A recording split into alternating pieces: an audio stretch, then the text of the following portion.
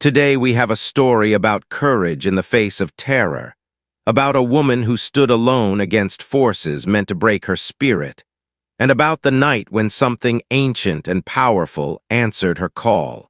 This is the account of Evelyn Carter, recovered from a sealed trunk in the abandoned Hartwell Plantation archives in 1897. If you enjoyed this story, consider subscribing and becoming part of our community. Where are you watching from? Let us know in the comments. We love hearing from our amazing viewers all around the world. My name is Evelyn Carter. I am 26 years of age, born in bondage in the year 1847 on the Hartwell Plantation in Rutherford County. Though freedom came with the war's end, true freedom remained beyond my reach for many years after. I write this account because what happened in the autumn of 1873 defies natural explanation, and I fear if I do not record it, no one will believe that such things can happen in this world. After emancipation, I remained in Rutherford County, working as a laundress and seamstress in the small town of Millbrook. I lived in a boarding house run by Mrs. Dorothy Webb, a kind widow who asked fair rent and treated all her tenants with Christian decency. My days were simple but good. I rose before dawn to collect washing from the families in town, spent my daylight hours scrubbing and mending, and returned each evening to a small room that was mine alone. I had friends among the other freedwomen. I attended services at the African Methodist Church on Sunday. I was saving money, coin by coin, dreaming of the day I might open my own dress shop. It was a modest life, but it was mine, and I treasured it. The trouble began when Mr. Clayton Hartwell returned to Millbrook in late September. He was the son of my former master, a man of 35 years with cold gray eyes and a smile that never reached them. He had spent the war years in Europe, away from the fighting, and returned only after his father's death left him the plantation lands. Most of the old estate had fallen into ruin, but Clayton Hartwell had money from somewhere, and he began buying property in town: the general store, the mill, the bank building. Within a month, he owned the boarding house where I lived. Mrs. Webb came to my room on a Tuesday evening, her face drawn with worry. "Evelyn," she said quietly, "Mr. Hartwell has given me new instructions. All tenants must sign a contract of residency. It includes certain rules." She handed me the paper. My reading was not strong, but I could make out enough. All tenants would work exclusively for businesses owned by Mr. Hartwell. All wages would be paid directly to him, minus rent and administrative fees. All tenants required his written permission to leave the property after dark. It was slavery dressed in legal language. "I don't want to enforce this," Mrs. Webb whispered, glancing at the door as though he might be listening. "But if I refuse, he'll take the house. I'll have nowhere to go." I told her I understood. I signed the paper because I had no choice. But that night, I lay awake in my small room, listening to the October wind rattle the shutters, and I knew that something evil had returned to Millbrook. Something that wore a gentleman's suit and spoke in soft, reasonable tones. But underneath was the same cruelty that had ruled these lands before the war. The next morning, I found a notice slipped under my door. I was to report to the Hartwell estate at dawn the following Sunday. No explanation was given. Just an address at the edge of town where the old slave quarters still stood, and a single sentence at the bottom of the page, written in elegant script. "Failure to appear will result in immediate eviction and legal action for breach of contract." I held that paper in my trembling hands and felt the walls closing in. Outside my window, I heard something that made my blood run cold: the distant baying of hunting dogs, though no one in town kept hounds anymore. Not since before the war. Not since the days when they were used to hunt human beings. I arrived at the Hartwell estate as the sun broke over the pine trees, my breath forming clouds in the cold morning air. The old plantation house loomed before me, its white paint peeling, its columns stained with years of neglect. But the slave quarters behind it had been rebuilt. Fresh timber, new locks on every door, windows barred from the outside. 6 other colored folks stood in the yard, all of them tenants from Mrs. Webb's boarding house. We exchanged nervous glances but did not speak. Mr. Hartwell emerged from the main house at precisely 6 o'clock, dressed in a fine black coat and carrying a leather ledger under one arm. Behind him walked 2 white men I did not recognize, both wearing gun belts and grim expressions. Overseers, though no one called them that anymore. "Good morning," Mr. Hartwell said pleasantly, as though we had gathered for a church social. "Thank you for your punctuality. As residents of my property, you will contribute to the restoration of the Hartwell estate. You will work 6 days weekly, Sunday being reserved for rest and worship. Your tasks will be assigned each morning. Your performance will be recorded." He opened the ledger and began reading names. When he reached mine, he looked up with those cold gray eyes. "Evelyn Carter. You have seamstress skills, I understand. You will report to the main house kitchen each day at 5 o'clock to prepare breakfast. Afterward, you will mend household linens until your laundry duties begin at noon. You will finish no earlier than 8 o'clock in the evening. 15 hours of labor, every day except Sunday."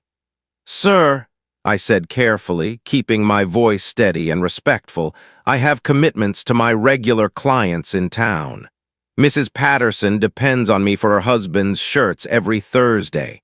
The Reverend's wife—" "Your only commitment is to this estate," Mr. Hartwell interrupted, his tone still pleasant but somehow colder. "Your previous arrangements are terminated. I have already informed your former clients that you are no longer available." My heart sank. Those clients were my livelihood, my path to independence. "But sir, I need—" "What you need," he said, stepping closer, "is to remember your place and your obligations. You signed a contract, Miss Carter, legally binding. Breaking it would be unwise." He smiled then, and I saw something flicker in his eyes that made my stomach turn. It was the same look I had seen on his father's face years ago, when I was just a child watching punishments carried out in this very yard. "Do we have an understanding?" he asked softly. "Yes, sir," I whispered, though the words tasted like ash. The others received similar assignments: field work, house cleaning, stable maintenance. All of it unpaid beyond our supposed room and board. As Mr. Hartwell dismissed us, I noticed something strange. He made a small mark in his ledger beside each name, a symbol I could not quite see, but that looked unsettlingly like a tally mark, as though he were counting something. I began my duties the next morning, rising in darkness to walk the half-mile to the estate. The kitchen was cold and unfamiliar, but I managed to prepare eggs and coffee as instructed. Mr. Hartwell ate in silence, watching me over the rim of his cup. When I turned to leave, he spoke. "My father kept meticulous records, Miss Carter. Did you know that? He documented everything, every person who lived on this land, every birth, every death, every transaction." He gestured to a stack of old ledgers on the sideboard. "I find his organizational methods quite inspiring. There is power in keeping proper accounts." I nodded and left quickly, my skin crawling. That night, walking home in the October darkness, I heard the dogs again, closer this time. Their baying echoed through the pine forest that bordered the road, a sound that carried memory and terror. I quickened my pace, my heart hammering. When I reached the boarding house, I found a dead sparrow on my doorstep, its neck twisted at an unnatural angle. Beside it, pressed into the dirt, was a single boot print, too large to be mine, too fresh to be old. Someone had been at my door while I was gone. I swept the bird away with shaking hands, but I could not sweep away the certainty settling into my bones. Clayton Hartwell had not simply returned to Millbrook to reclaim his family's property. He had returned to reclaim something darker, something the war had interrupted but not ended. The weeks that followed brought a creeping dread that settled over us like frost. Mr. Hartwell's rules multiplied with each passing day, each one designed to tighten his grip. We were forbidden to speak during work hours unless directly addressed. We were required to sign out in his ledger whenever we left the estate, noting our exact destination and expected return time. Those who arrived even 5 minutes late faced reduced rations, a return to the old plantation system dressed in new language. But it was the dogs that haunted my nights. I never saw them, but I heard them constantly now. Every evening as I walked home, their baying followed me through the darkness, sometimes distant, sometimes terrifyingly close. Other workers heard them too. Marcus, a young man who tended the stables, confided that he had glimpsed shadows moving between the trees, shapes too large to be ordinary hounds, moving with an intelligence that chilled him. "They don't hunt like natural dogs," he whispered one morning as we worked. "They circle, they wait, like they're following orders we can't hear." In early November, a new girl arrived at the boarding house. Her name was Clara Thompson, barely 18 years old, recently orphaned and desperate for work. Mr. Hartwell hired her immediately, and I watched her sign the same contract we all had, her hand trembling as she made her mark. I tried to warn her that evening, knocking softly on her door after supper. "Be careful," I said quietly. "Do exactly as he says. Don't give him any reason to—" "To what?" Clara asked, her eyes wide and frightened. "What does he do?" I opened my mouth but found I could not answer. What could I say? That I suspected our employer of some nameless evil, that I heard phantom dogs hunting in the night, that dead birds appeared on doorsteps and boot prints materialized where no one should have walked. It sounded like madness, even to my own ears. "Just be careful," I repeated, and left her looking more confused than comforted.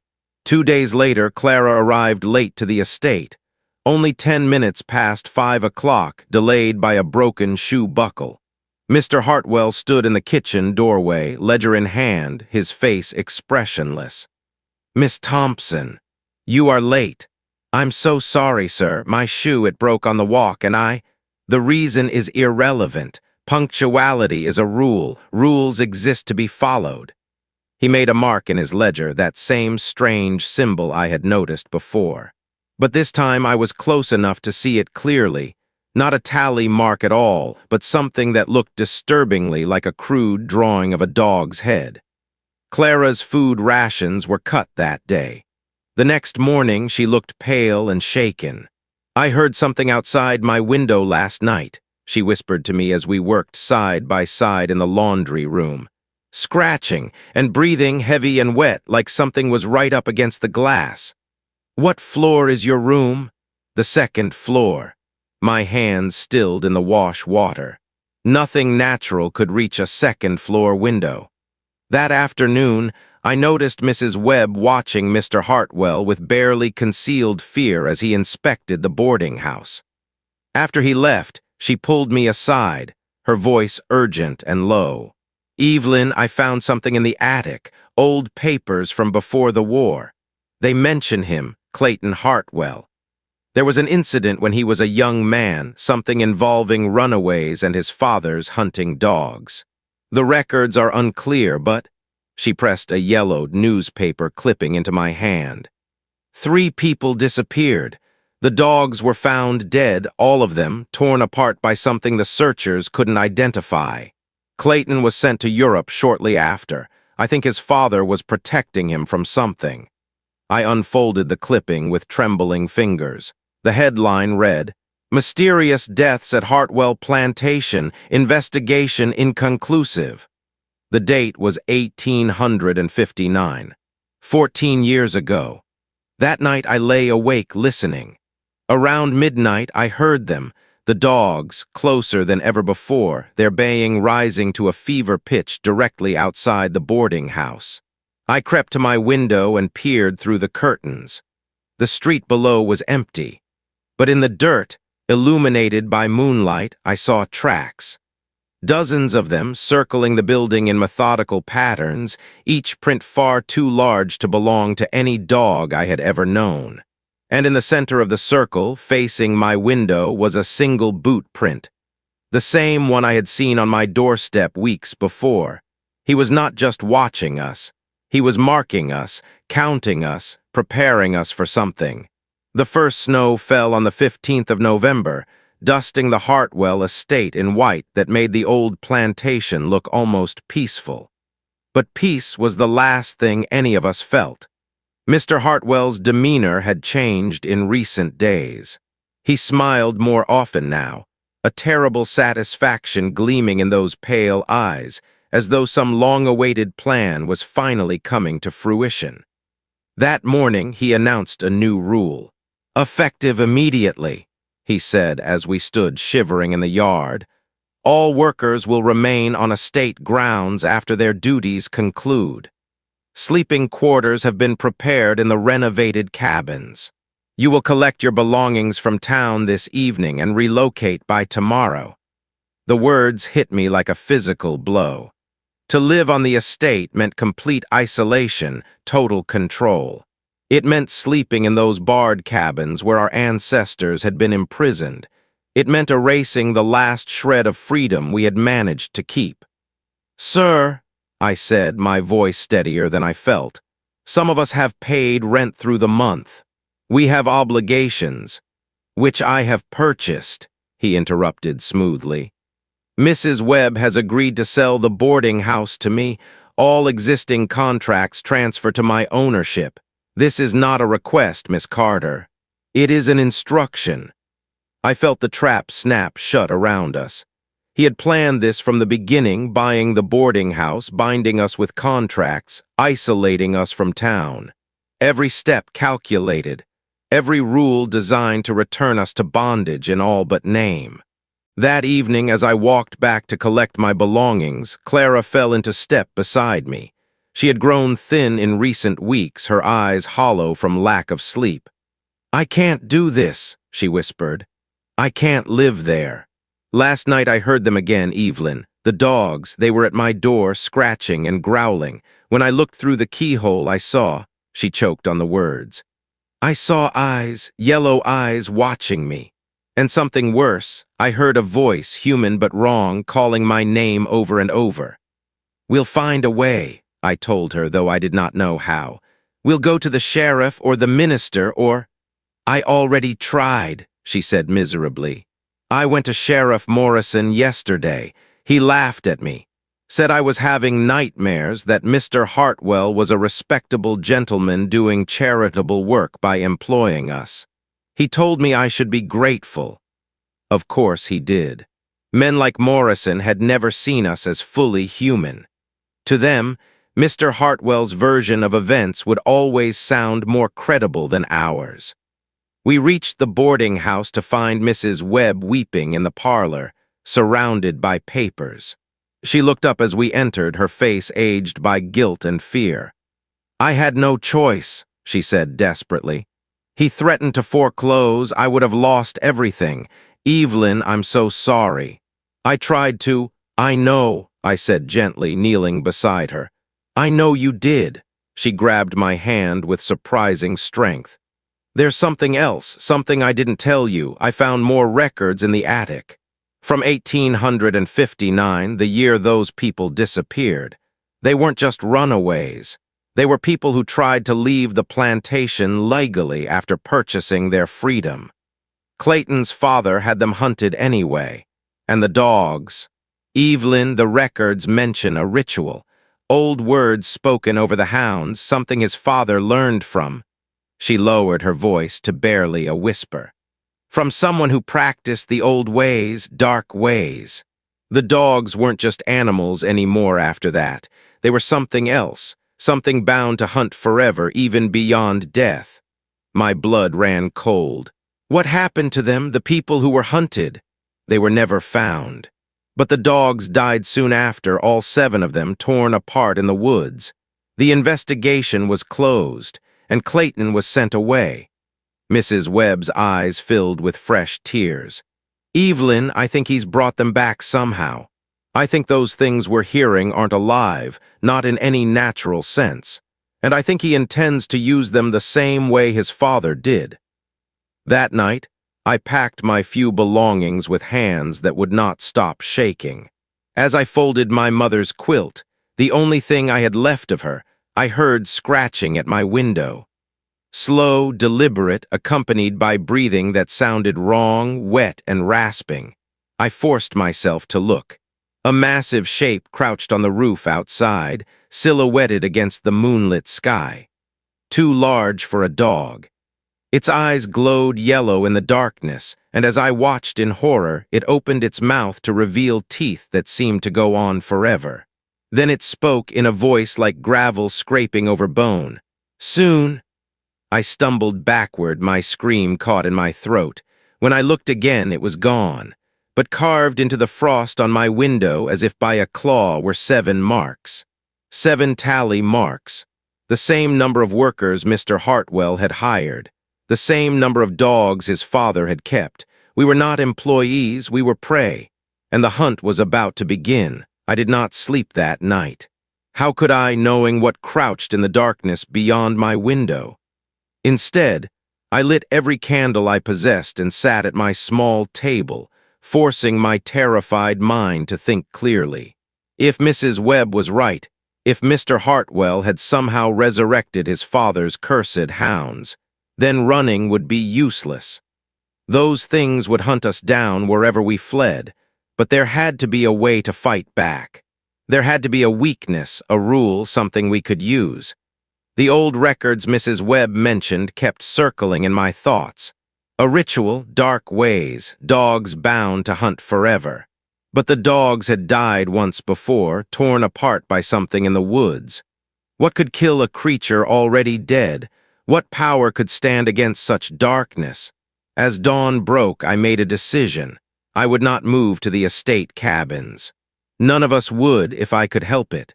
But first, I needed to understand exactly what we were facing. I sought out Marcus before work that morning, finding him in the stable where he mucked stalls under the watchful eye of one of Hartwell's overseers. I waited until the man stepped away, then whispered urgently. "The records Mrs. Webb found. The people who disappeared in '59, do you know anything about them? Any stories passed down?" Marcus leaned on his pitchfork, his voice low. "My grandmother was here then. She's gone now, but she told me things before she passed. Said there were 3 who tried to leave legally, had their papers, bought their freedom fair. Old Master Hartwell hunted them anyway, claimed they'd stolen from him. Lies, all of it, but his dogs—" Marcus glanced around nervously. "Grandmother said they weren't right. Said he'd done something to them, made a bargain with something that shouldn't be bargained with. The dogs could track a soul, not just a scent. Could find you anywhere, even if you crossed water, even if you masked your trail." What stopped them? Grandmother didn't know for sure. She said the hunt lasted 3 days. On the 4th morning, the dogs were found in pieces, scattered through the woods near the old creek. But the 3 who ran, he shook his head. Only one ever turned up, a woman named Patience. She walked out of those woods at sunset, clothes torn, covered in blood that wasn't hers. She wouldn't speak about what happened. Just took her freedom papers and left Rutherford County that same night. Some said she'd called on something older than Hartwell's darkness, something that answered. My heart raced. Where did she go? No one knows, but Grandmother said Patience was a root woman.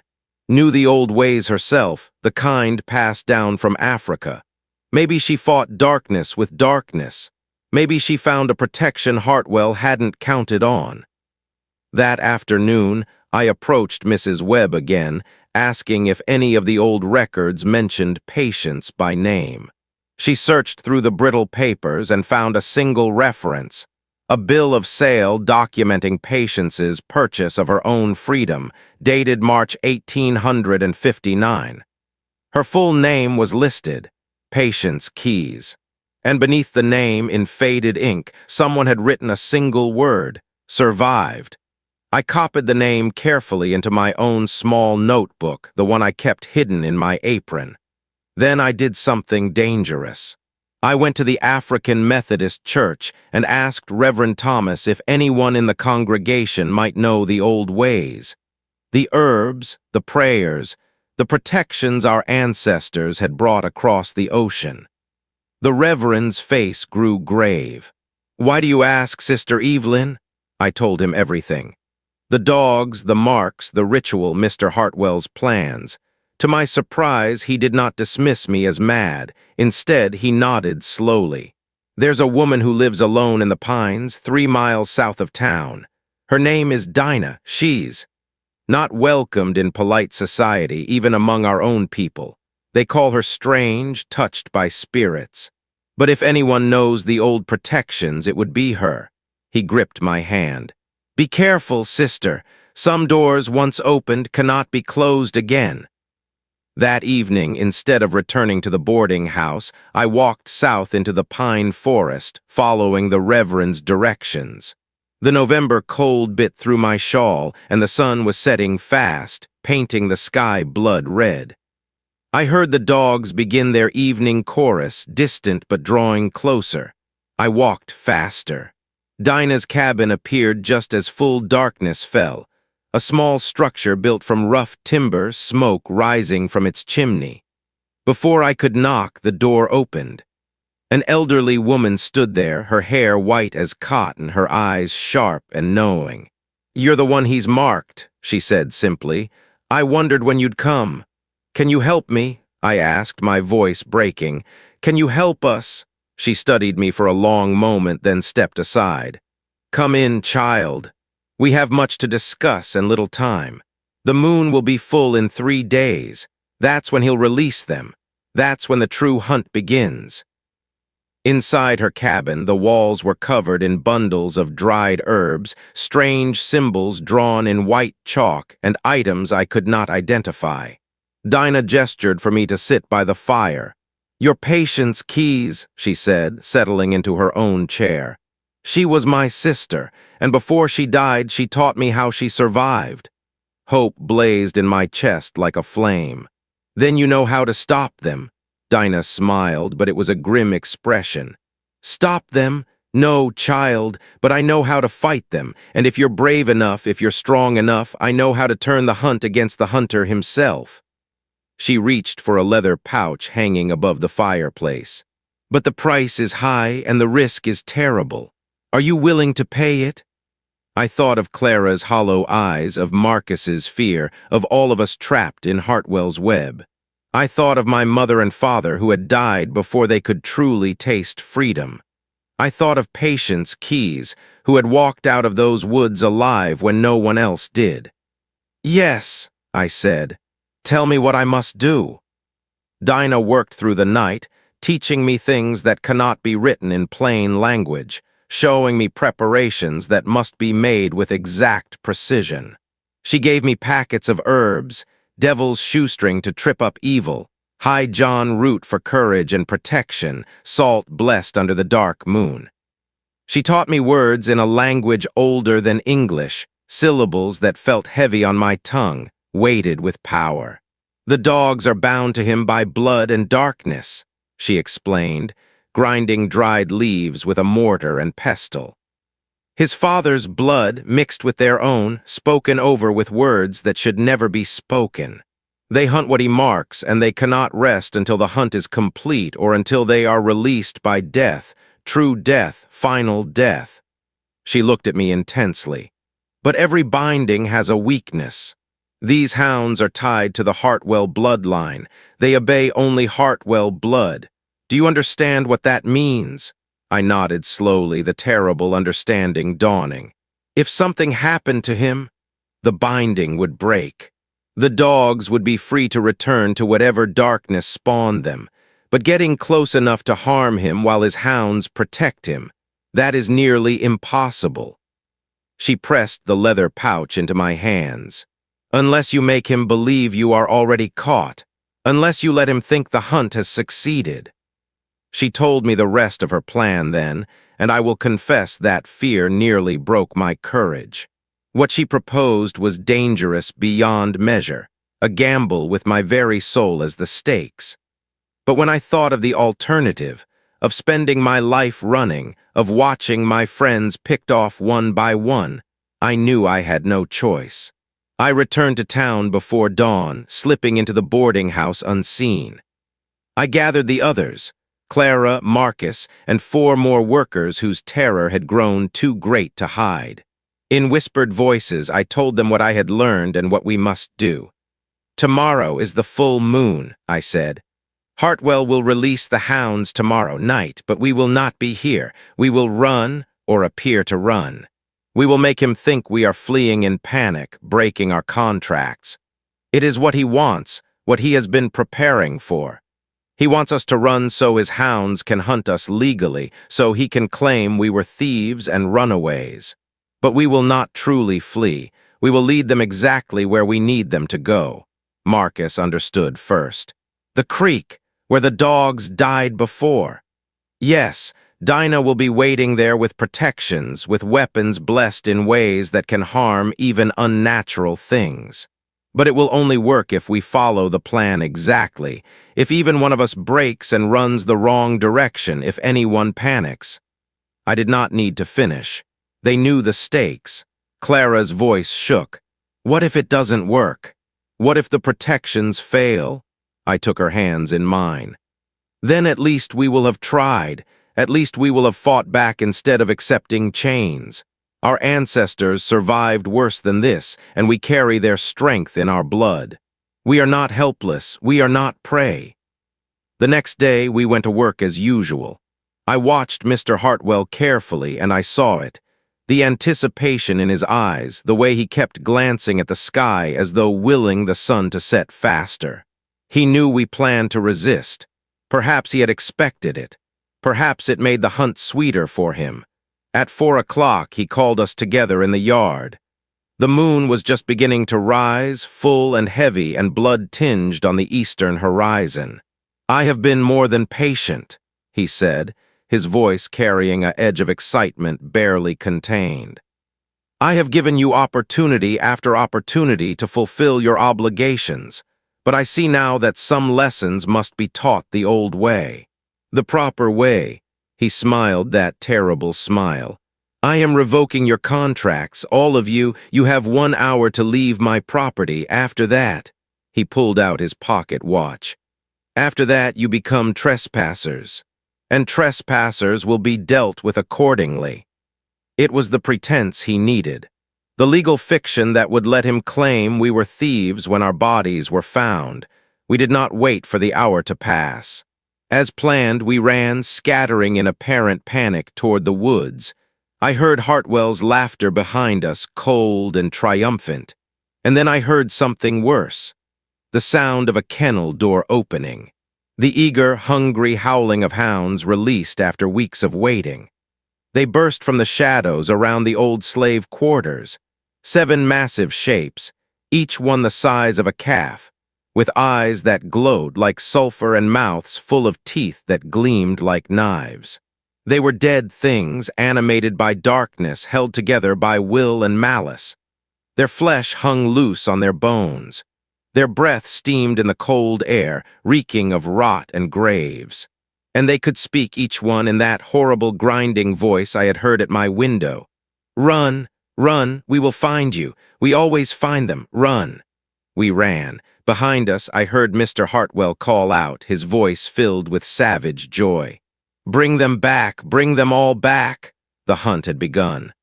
But Clayton Hartwell had made one critical mistake. He had assumed we were running away from something. He had never considered we might be running toward it. We fled through the pine forest, our breath tearing from our lungs, the sounds of pursuit growing ever closer. The hounds did not simply chase. They herded us, cutting off escape routes with terrible intelligence, driving us precisely where they wanted us to go. Or so they thought. In truth, we were leading them exactly where we needed them, toward the old creek where Patience Keys had made her stand 14 years before. Clara stumbled beside me and I caught her arm. Keep going. Not much further. Behind us, the hounds' voices rose in a grotesque harmony, no longer barking but speaking in those grinding, inhuman tones. Smell your fear, taste your sweat, know your names, Evelyn, Clara, Marcus. 7 souls marked, 7 souls owed. We burst through the final line of trees and onto the bank of Sawyer Creek. Dinah stood in the center of a circle she had drawn in white salt, her arms raised, her voice chanting words that made the air itself vibrate. Around the circle's perimeter, she had placed 7 bowls, each filled with burning herbs that gave off thick, pungent smoke. "Into the circle," she commanded. "Now!" We stumbled into the protected space just as the hounds emerged from the forest. They pulled up short at the circle's edge, their massive forms prowling around us, unable or unwilling to cross the line of salt. Up close, they were even more horrifying, flesh rotted and patched with exposed bone, eyes that held a terrible awareness, jaws that dripped with black ichor instead of saliva. And behind them came Clayton Hartwell, walking calmly through the trees, that same satisfied smile on his face. "Very clever, Miss Carter," he said, applauding slowly. "You found yourself a root woman, how resourceful. But do you really think a circle of salt and some burning herbs will save you?" He gestured to the hounds. "These are bound by powers older than her tricks. They will wait, patient as death itself, until her strength fails, and it will fail. It always does." Dinah's voice never wavered in her chanting, but she cut her eyes toward me. It was time. I stepped forward to the edge of the circle, my hand clutching the leather pouch she had given me. "You're right, Mr. Hartwell. Salt and herbs alone won't stop them, but I didn't come here to hide behind protections." His smile faltered slightly. "What?" "Your father bound these creatures with blood and darkness, tied them to the Hartwell line. They hunt who you mark, kill who you command. But bindings work both ways, don't they? They protect you, yes, but they also connect you." I pulled out the pouch. "Dinah's sister survived because she understood something your father didn't. The hounds can be turned. Not against him, they were too loyal, too deeply bound. But they could be turned against themselves." I opened the pouch and poured the contents into my palm, a mixture of graveyard dirt, iron filings, and something else, something dark and dried that Dinah had called the price of reversal. "She made them eat their own darkness," I continued, watching understanding and then fear dawn on Hartwell's face.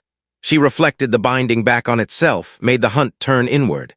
And when creatures born of darkness consume themselves." I threw the mixture over the salt line, directly at the nearest hound, while speaking the words Dinah had taught me, words that burned my throat like acid. The effect was immediate and terrible. The hound I had struck began to convulse, its body twisting as though fighting itself. Then it turned on the hound beside it, jaws snapping, and suddenly all 7 were locked in savage combat, tearing at each other with mindless fury, their supernatural forms ripping apart in sprays of black ichor and gray flesh. "No," Hartwell screamed, his composure finally breaking. "Stop! I command you to stop!" But they could not hear him anymore.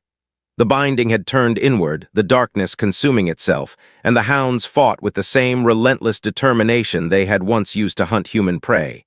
Hartwell stumbled backward as the largest hound, half its face torn away, lurched toward him. "I am your master, you obey me, you—" The hound spoke one final time, its voice somehow sad beneath the grinding hatred. "No master. No servant, only darkness, only ending.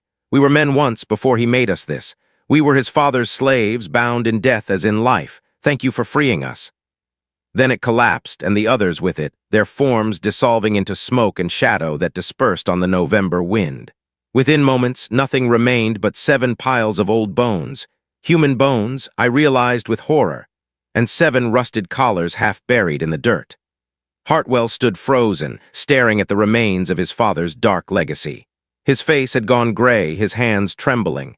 "They were people," Clara whispered beside me, understanding. "He used slaves, killed them, and bound them as hounds." "My father's greatest achievement," Hartwell said bitterly, his voice hollow. 7 who tried to escape, 7 who were caught and punished and transformed, 7 loyal hounds who would hunt forever, and you've destroyed them." He looked at me with pure hatred. "Do you know what you've done? Do you know what this cost to create?" "I know exactly what it cost," I said quietly. 7 human lives, 7 souls enslaved beyond death, and I know it ends tonight." I stepped out of the circle, holding up the documents Mrs. Webb had given me. The old plantation records, the newspaper clippings, the evidence of his father's crimes and his own complicity. "The sheriff may not have believed me before," I said. "But I think when I show him these records, when I show him those bones and those collars, when witnesses testify about your contracts and your threats and your hunting dogs that spoke with human voices, I think he'll listen. And if he doesn't, the federal authorities will. Slavery is over, Mr. Hartwell. Your father's darkness is over, and your time is over." He stood there in the moonlight, a man whose power had just crumbled to dust, whose carefully laid plans had turned to ash. "You cannot prove anything," he said, but his voice held no conviction. "I can prove enough," I replied. "And more importantly, you know the truth. You'll carry it for the rest of your days. 7 people your father murdered. 7 souls you tried to use for your own evil. 7 witnesses who will haunt you in ways your hounds never haunted us." The look in his eyes then was something I will never forget. A mixture of rage and fear, and the terrible understanding that he had lost not just his power, but his impunity. He turned and fled into the darkness. We did not pursue him. We stood in that circle, 7 living souls, and listened to the silence where the howling had been. For the first time in weeks, the night was truly quiet. The hunt was over. Clayton Hartwell left Rutherford County the next morning. The sheriff came at dawn, summoned by Reverend Thomas, who had found the courage to bring our testimony and evidence to the authorities. What they discovered at the Hartwell estate. The bones we led them to, the old records matching 7 missing people from 1859, the iron collars with names still visible beneath the rust, was enough to open an investigation that reached beyond our small town. Federal marshals arrived within the week. They found more in Hartwell's ledgers, detailed records of his plans, descriptions of the ritual his father had used, notes about purchasing our contracts with the explicit intent of recreating his father's system. He had written it all down with the arrogance of a man who never imagined he would be held accountable. They never caught him. Some say he fled to Mexico, others claim he went back to Europe. But his property was seized, his contracts declared void and illegal, and his name became synonymous with shame in Rutherford County. The Hartwell estate was eventually torn down. The land was parceled out to freedmen and women who wished to farm it. A bitter justice, perhaps, but justice nonetheless. Mrs. Webb kept the boarding house, the sale having been completed under duress and therefore invalid in the eyes of the law. She refused to charge us rent for 3 months, insisting it was the least she could do. Clara stayed on with her, eventually taking over the cooking and becoming like a daughter to the widow. Marcus purchased a small piece of the old Hartwell land and started a horse farm. He married the following spring. As for me, I did open my dress shop just as I had dreamed. It took another year of saving, but I managed it. The shop stands on what was once the edge of the Hartwell property, on ground that has been reclaimed and blessed and made new. I employ 3 other seamstresses, all of them women who need work and fair wages and the dignity of honest labor. Dinah visits sometimes. She never speaks of that night in detail, and I do not press her. But she told me once, as we shared tea in my small room above the shop, that her sister Patience had spent the rest of her life helping others who faced similar darkness. She used the old ways for protection, for healing, Dinah said. She turned what was meant to harm her into a gift that saved others. You have done the same, child. I keep the leather pouch she gave me in a drawer with my mother's quilt. I have never needed to use it again, and I pray I never will. But knowing it is there brings a strange comfort.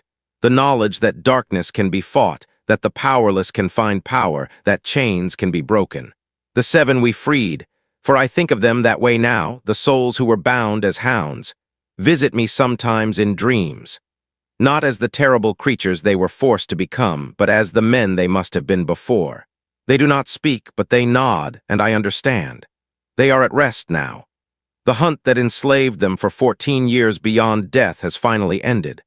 I wrote this account in the winter of 1873 and sealed it away, not knowing if anyone would ever read it or believe it.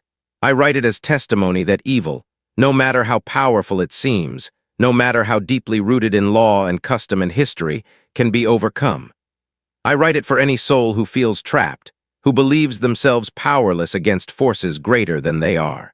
You are not powerless. You are not prey.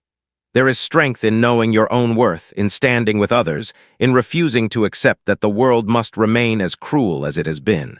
There is power in the old ways and the new, in courage and community, in speaking truth even when your voice shakes. Clayton Hartwell believed he could resurrect his father's kingdom of darkness. He believed we were nothing more than bodies to be used, souls to be hunted. He learned otherwise, and if such a man can be defeated, then no evil is truly invincible. I am Evelyn Carter, freedwoman, business owner, survivor. I was marked for hunting, but I walked out of those woods alive. Not because I was stronger than darkness, but because I refused to face it alone. May all who read this find the same courage. May all who are hunted find the strength to turn and fight. May all who suffer under cruelty remember. The chains of the past can be broken, the night always ends, and dawn, true dawn, the dawn of freedom and dignity, always comes for those who survive to see it. This testimony was discovered sealed in a metal box during the demolition of the old Carter building in Millbrook, Rutherford County, in the spring of 1963. Along with the manuscript were found 7 iron collars, each bearing a name, and a leather pouch containing dried herbs and a note in Evelyn Carter's hand that read simply, "For the next one who needs it." Records show that Evelyn Carter lived to the age of 74 and was buried in the Millbrook Cemetery in 1926.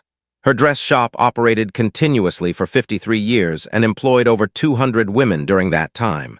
Her grave marker reads, "She refused to run. She chose to fight." Thank you for watching this story from the archives of forgotten history. If you enjoyed this journey into the past, please subscribe to our community and let us know in the comments where you're watching from. These stories of courage, survival, and resistance deserve to be remembered. Until next time, may you find strength in the face of darkness, just as Evelyn Carter did.